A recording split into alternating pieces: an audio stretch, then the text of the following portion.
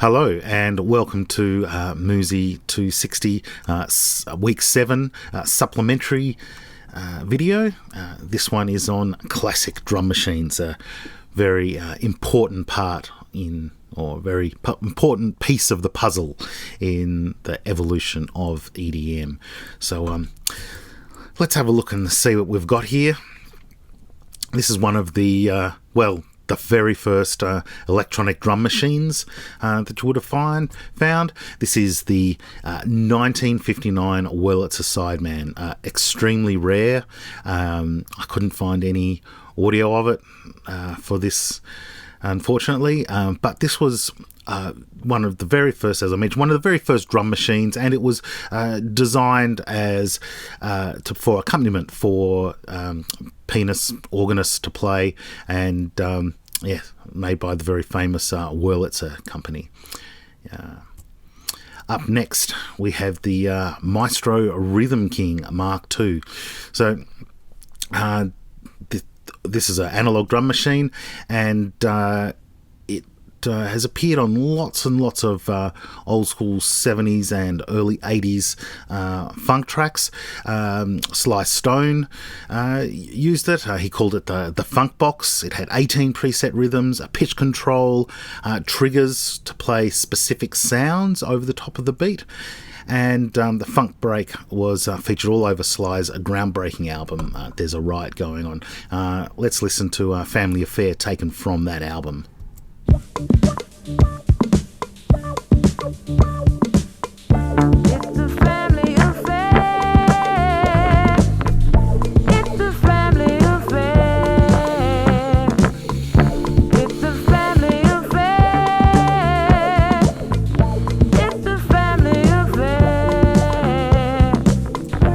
You probably noticed with that track there that the start of that was sampled by Black Eyed Peas not that long ago for one of their tracks. Yeah, so not unusual for Black Eyed Peas to be sampling somebody, but there you go. Classic track there. Next up, the Vox Percussion King. So this machine is from 1967.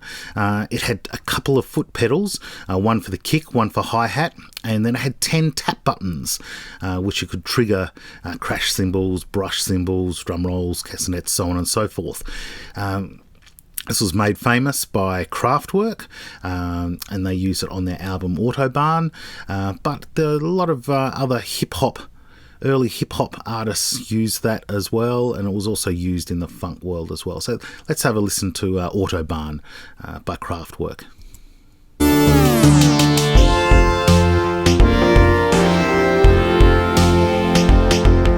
Wir fahren auf der Autobahn. Wir fahren auf der Autobahn.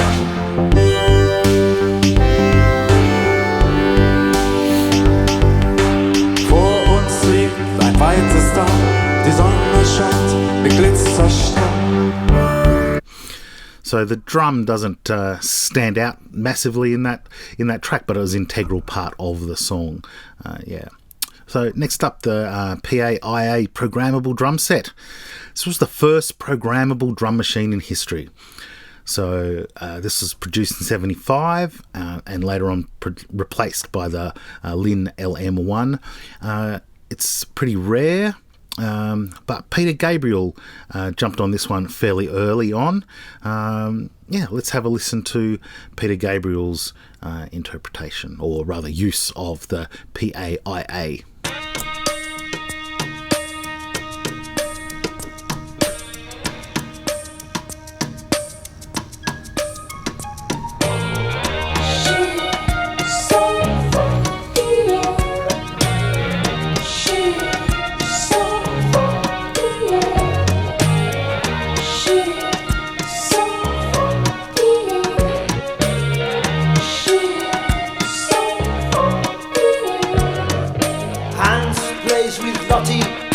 Lottie plays with Jane.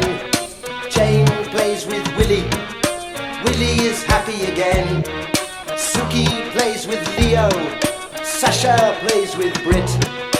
Adolf builds a bonfire. Enrico plays with it.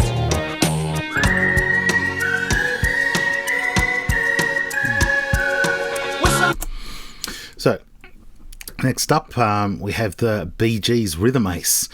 So this machine was made in 1978, not considered a serious instrument, but a novelty collectible fan for the Bee Gees.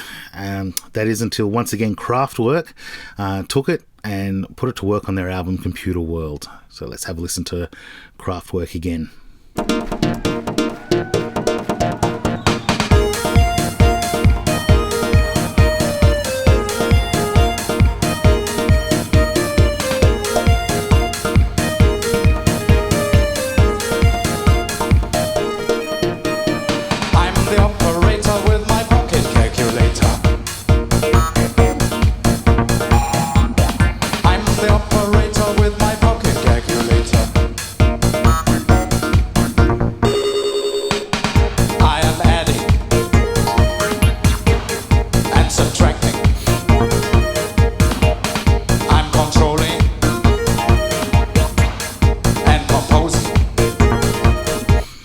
So there we go. Great kick drum on that one, and of course the German legends Kraftwerk putting it to good use. Next up, we've got the Roland CompuRhythm CR78. As the name suggests, this was made in 1978, and this drum machine was the first to allow producers to program and store. You could actually store your own rhythm patterns. The machine had its own preset rhythms as well, and you could manipulate those presets to suit the needs of artists, ranging from Maze, who were early funk artists, Phil Collins, and Blondie, who I'm sure you're probably familiar with. But listen to Joy and Pain by Maze, and then we'll check out a few others.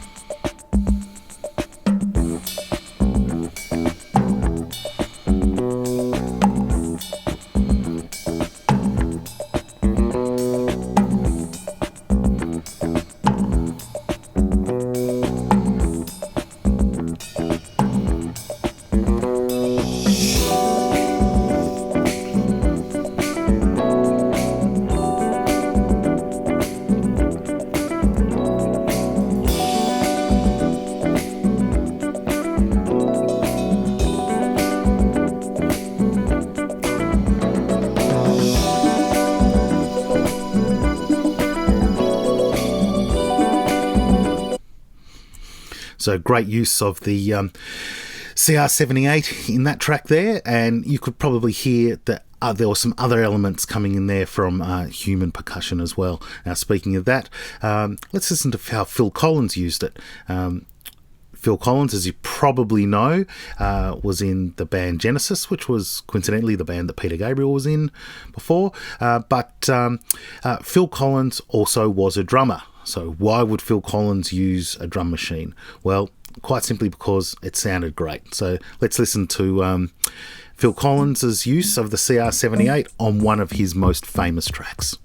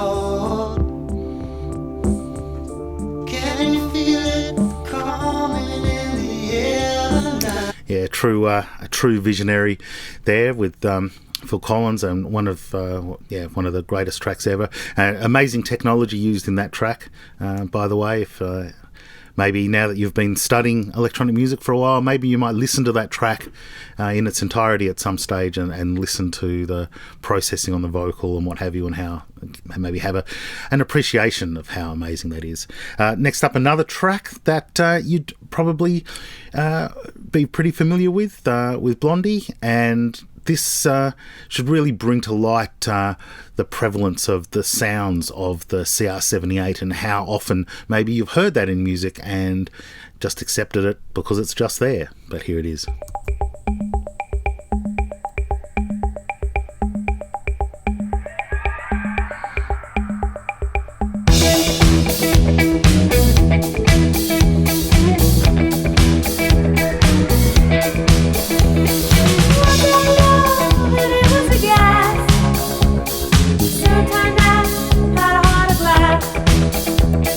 So once again, using the song, or the drum machine rather, in the song, along with a human drummer as well, which was really one of the ways that that drum machines were really used early on.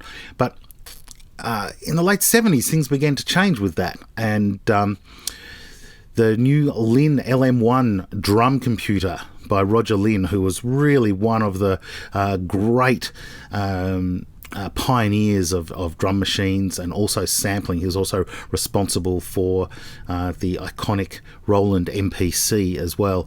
But his first, this drum machine, the LM1, was the first drum machine to use actual digital samples of acoustic drum sounds. So this drum computer was quite expensive, but used to great effect on lots and lots of different tracks, and yeah, you'll find it around. So let's have a listen to this one being used by the Human League.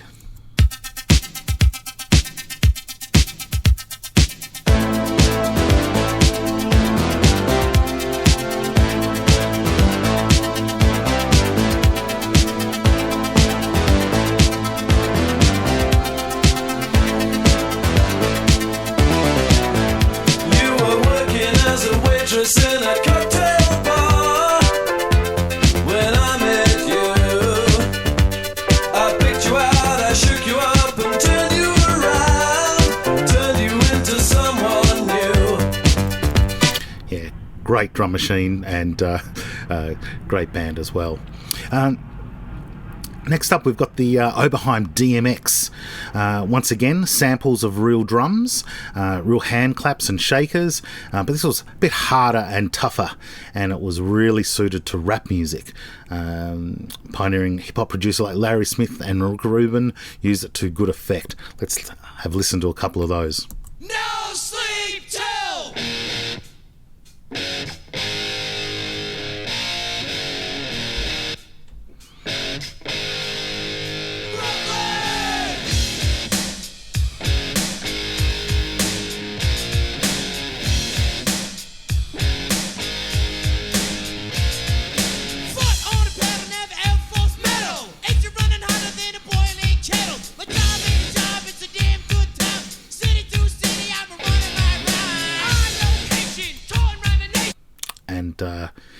let's have a listen to another one.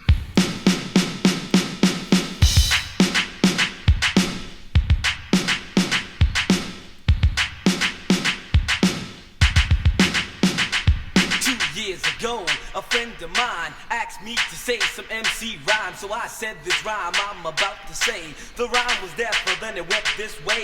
Took a test to become an MC, and Orange Cliff became amazed at me. So Larry put me inside his Cadillac. The chauffeur drove off and we never came back.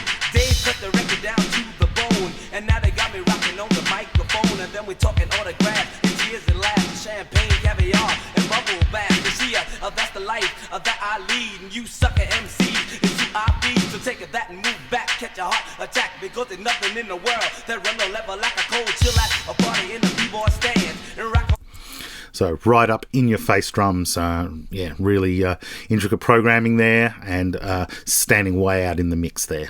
Okay, next up we've got the Boss, the old Dr. Rhythm DR55. Dr. Rhythm went on for a long time and was used on a whole heap of different tracks. Very, very simple drum machine. Boss, the company, was a division of Roland. They, of course, made the famous TR-808 and 909. In 1980, they rolled out Dr. Rhythm, a fairly simple drum machine, 4 sounds, snare, kick, cymbal, hi-hat, no preset rhythms, but lots of musicians really like this track. Schoolie D, The Cure, Sisters of Mercy. It was very easy to program, so very, very popular. Now let's have a listen to The Cure.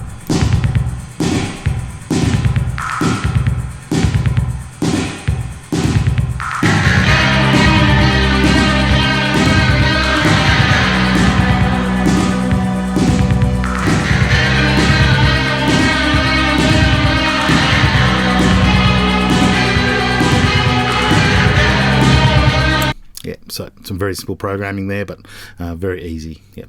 Next up, the EMU drum emulator. So EMU systems, once again, big in the sampling world. This was a fairly low-cost machine that they made. 8 different drum sounds stored on microchips. It could be triggered via pads, played with actual drumsticks, which was pretty cool. And it was actually really big for some of the new British bands coming out. I'm sure you'll recognise these sounds when we hear them. So here's Depeche Mode.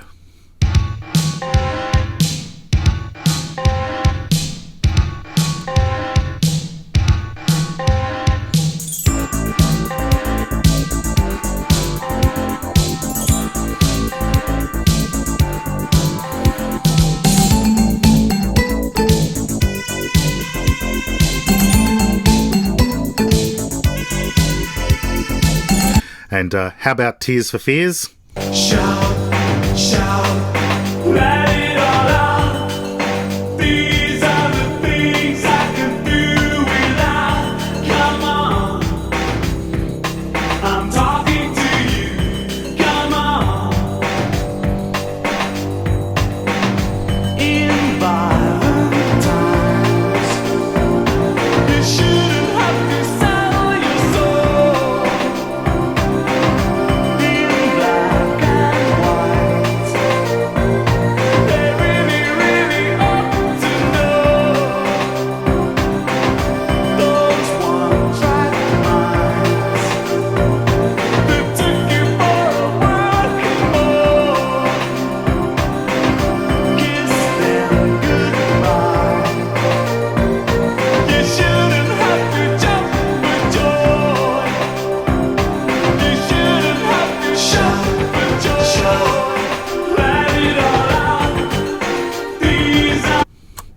So sounds that would have become very, very familiar with over the years, I'm sure.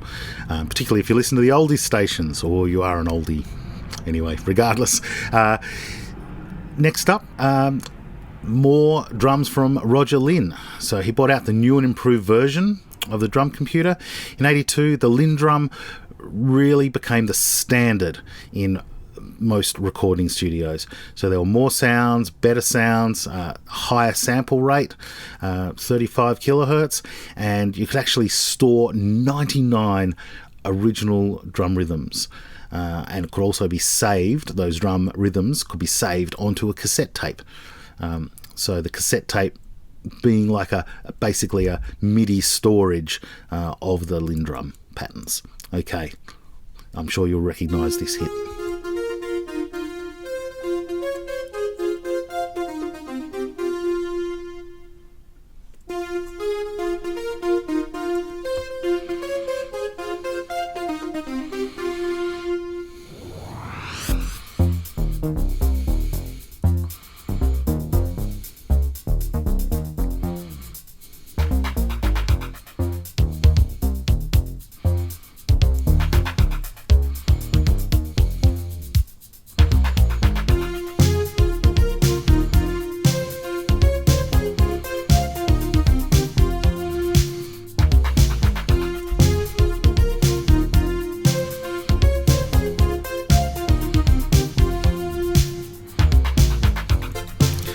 So there we go. We've been listening to some of these drum sounds our whole lives without realising it. Okay, and I'm sure you're familiar with this next one from the biggest selling album of 1982.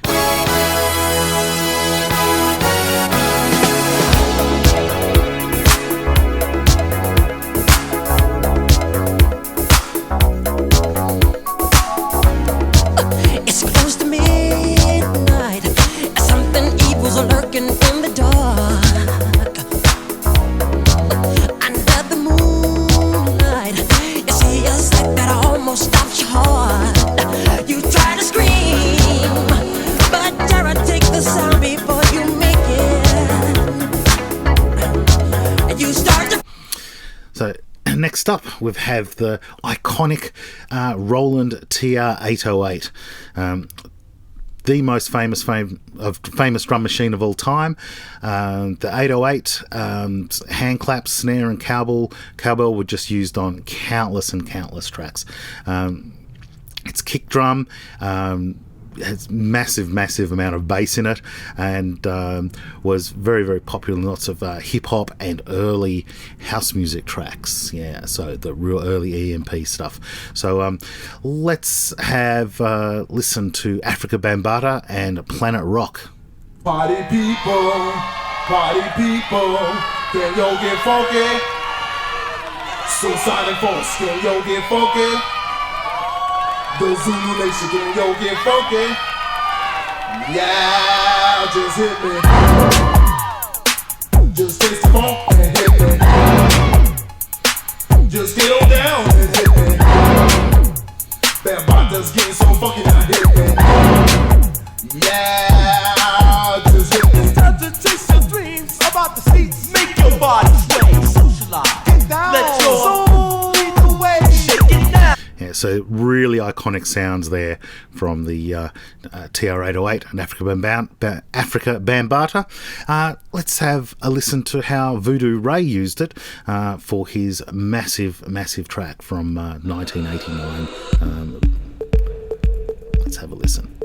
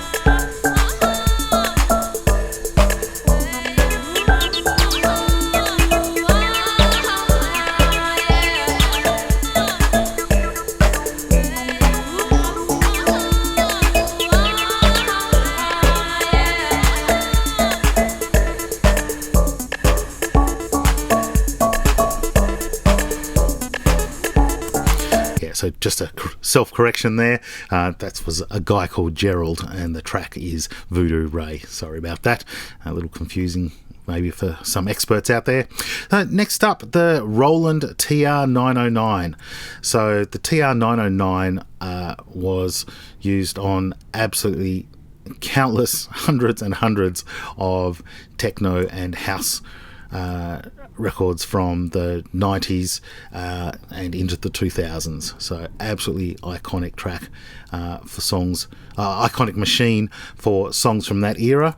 And I'll include the extra video to watch, which has the 909 demo. But the question here is where to from here for drum machines? Well, here's the TR-8. And this is the new incarnation of the Roland 808 and 909.